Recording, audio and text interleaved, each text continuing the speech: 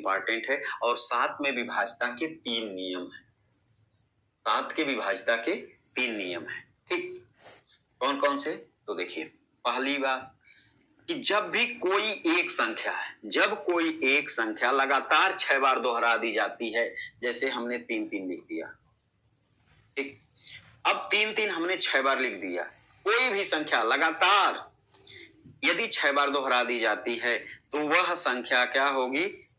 7 से विभक्त होगी। वह संख्या 7 से विभक्त होगी। बस कैसे भी सर मैथ सिखा दीजिए। सर मैथ बहुत कमजोर है। हाँ, मैथ सीख लीजिए, मैथ कमजोर नहीं है। बस आप ये सोच निकाल दीजिए कि मैथ कमजोर है। सोच निकाल देंगे तो जो है कि मैथ में आप कमजोर नहीं रहेंगी। ठीक, पॉजिटिव बस सोचिए। अब देखिए, कोई भी संख्या, ये 3 ही नहीं, कोई भी संख्या, जैसे जो है 5 का आपने सीखा कि किसी भी संख्या के अंत में 0 और 5 है तो वह संख्या जो है क्या है?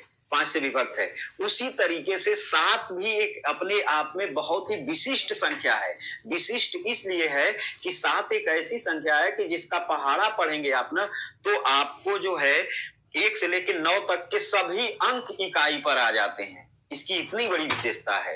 1 भी आता है, 2 भी आता है, 3 भी आता है, 4 भी आता है, 5 भी आता है, 6 भी आता है, 7 भी आता है, 8 भी आता है और 9 भी आता है। इसकी ऐसी विशेषता है 7 की। ठीक, तो अब दूसरा नियम यह है कि कोई दो संख्या लगातार 3 बार लिख दी जाती है। जैसे 23-23 हमने लिख दिया, 24-24 लिख दिए, 25-25 लिख दिए। कोई भी दो संख्या लगातार 3 बार लिख दी जाती है तो वो भी क्या होगी? 7 से विभक्त होगी। ठीक, अगला,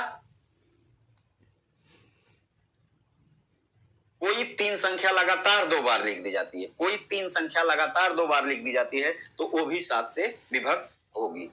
ठीक, अब यहां से 7 से एक प्रश्न ये बनता है कि वह छोटी से छोटी संख्या ज्ञात कीजिए जिसमें जो है 7 से गुणा करने पर सभी अंक 2 प्राप्त हो। जैसे देखिए, वह छोटी से छोटी संख्या